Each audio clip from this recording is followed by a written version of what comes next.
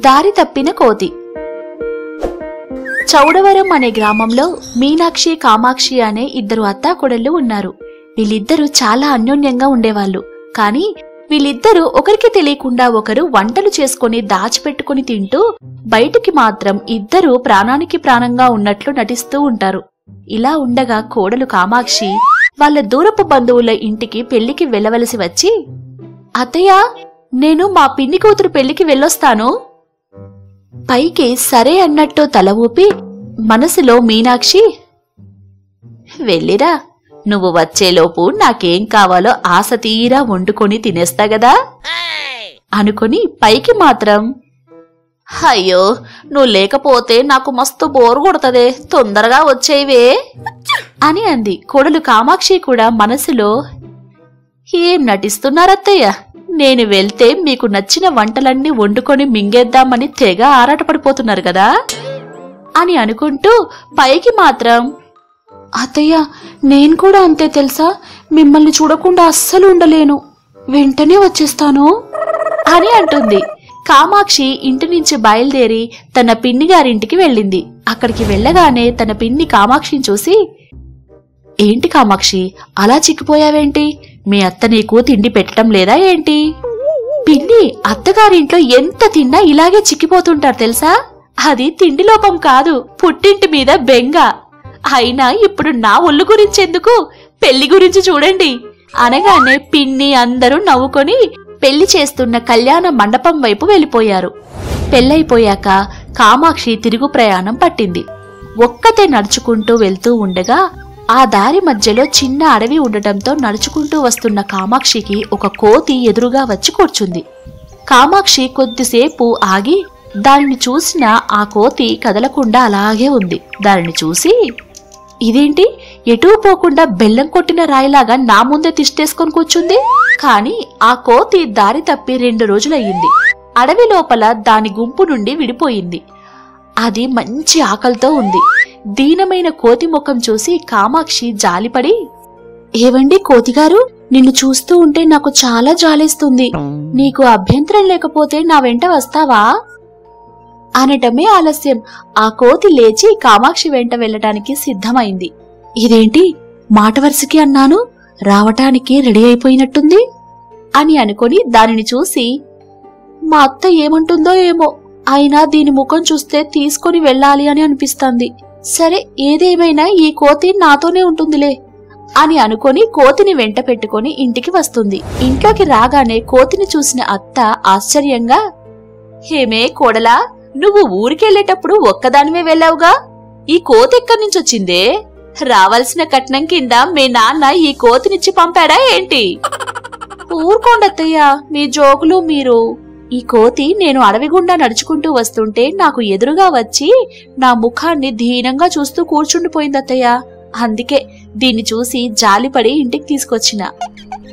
తెచ్చావు బానే ఉంది, కాని దీనికి తిండెవరు పెట్టాలే? అత్తయ్య, మనిద్దరం తినగా వదిలేసింది ఉంటుంది కదా, దీని పొట్టెంత అని కవర్ చేస్తూ మాట్లాడింది. ఆ కోతిని ఇంట్లోనే సెట్ చేసింది. అలా కోతిని వాళ్లతో పాటు వాళ్ళ కుటుంబ సభ్యుల్లో కలుపుకున్నారు. అయితే కొత్తగా వారికి ఇంకొక సమస్య మొదలైంది. కామాక్షి రహస్యంగా చేసుకున్న వంటలన్నీ రహస్యంగానే మాయమవుతున్నాయి.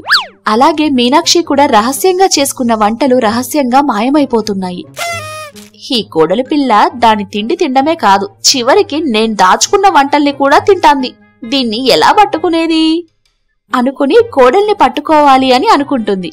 అంతేకాదు, కామాక్షి దాచుకుంటున్న ఫుడ్ కూడా మాయమవటంతో కామాక్షి, ఈ ముసల్దానికి ఆమె తిండి చాలక నేను దాచుకున్న తిండి కూడా తింటాంది, ఈవిడ్ని రెడ్ హ్యాండెడ్ గా ఎలా పట్టుకోవాలి అని అనుకుంటూ ఇద్దరు ఒకరిపై ఒకరు అనుమానాన్ని పెంచుకుంటూ ఉన్నారు.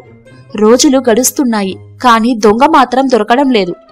ఏంటి నా పరిస్థితి? ఆ దొంగ అత్త నా తిండి అంతా తింటాంది. దొంగ తిండి తినలేక చిక్కి సగమయ్యాను. ఏదైనా ఈ దొంగను పట్టుకుంటానా?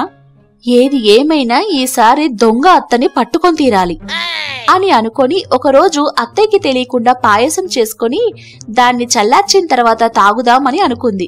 అది కాస్త చల్లారక ముందే మాయమైపోయింది. ఇక కోపం ఆపుకోలేక కోడలు, అత్తయ్య, మీరు నా పాయసం తాగేశారా అనగానే ఎప్పటినుండో దొంగ కోడల్ని నిలదీయాలని చూసిన అత్త ఆవేశంతో, నువ్వా నన్ను నిలదీసేది? నేను దాచుకున్న తిండినంతా దొంగచాటుగా తింటూ చివరికి నా మీద నింద వేస్తన్నవానే? అయినా నాకేం కర్మే నువ్వు దాచుకున్న దాన్ని తినడానికి? ఇద్దరు ఒకరి ముందు ఒకరు బయటపడి, సరే మరి మనం దాచుకున్న దాన్ని మనం కాక ఇంకెవరు తింటున్నారు? ఇద్దరు కోతిని అనుమానించి వెళ్లి చూడగా అది అమాయకంగా పడుకొని ఉండటం చూసి, కామాక్షి, చచ పాపం ఈ కోతి ఇలా చేసుండదత్తయ్యా. ఎందుకంటే దీన్ని చూస్తే జాలేస్తుంది. దీనికి అంత తిండి పిచ్చి కూడా లేదు కాబట్టి. మనిద్దరం కాకపోయేసరికి అనుమానం దీనిమీదే వచ్చింది. కాని అది కాదులే అత్తయ్యా. అదీ కాక నువ్వు కాక మరి ఎవరు తింటారే? దీనికి ఒకటే మార్గం. ఏంటత్తయ్యా, ఏంటా మార్గం? చెప్పి చేస్తే గీ మీనాక్షి గొప్పేముంది, ఈ రోజుతో గా దొంగ దొరికిపోవాలే అంటూ మీనాక్షి ఒక ప్రత్యేక వంటకం తయారు చేయడం మొదలుపెట్టింది. ఆ వంట అద్భుతమైన సువాసన వెదజల్లుతుంది. కాని దాంట్లో 1 లీటర్ ఫెవిక్విక్ పోసింది. ఇక వంట పని పూర్తయిన తర్వాత దానిని కోడలికి కోతికి కనిపించకుండా ఒక రహస్య ప్లేస్ లో దాన్ని దాచిపెట్టింది. రాత్రి అవగానే ఎప్పట్లాగానే కోతి రహస్యంగా వెళ్లి ఆ వంటని తినటం మొదలుపెట్టింది. అలా తిని తిని నోరు పట్టేసుకుంది. అలాగే మీనాక్షి కామాక్షిలు కోతిని దొంగతనంగా పట్టుకున్నారు. ఇన్నాళ్ళు చుక్కలు చూపిన కోతిని 4 పీకి దాని నోరు బిగించుకుపోవటంతో మళ్లీ జాలిపడి దాని నోరు బాగు చేసి దాన్ని తీసుకెళ్లి మీనాక్షి అడవిలో దాని మందలో వదిలిపెట్టి ఇంటికి వచ్చింది. అత్తయ్య, ఈ కోతి మనకి చుక్కలు చూపించింది కదా, ఈ రోజు నుంచి మనకి కావాల్సింది కమ్మగా వండుకొని తినచ్చు. పిచ్చిదానా, ఇంకా రహస్యంగా ఎందుకే? మనిద్దరికి ఏం కావాలో కలిసే వండుకొని తిందాం.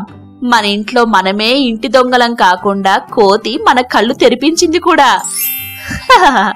అలా ఇద్దరు ఆ రోజు నుంచి ఆనందంగా ఉన్నారు. ఈ ఎపిసోడ్ కూడా మీకు నచ్చింది కదూ? మరి లేట్ ఎందుకు? ఇప్పుడే మా ఛానల్ ని సబ్స్క్రైబ్ చేయండి, గంట కూడా కొట్టుండ్రి.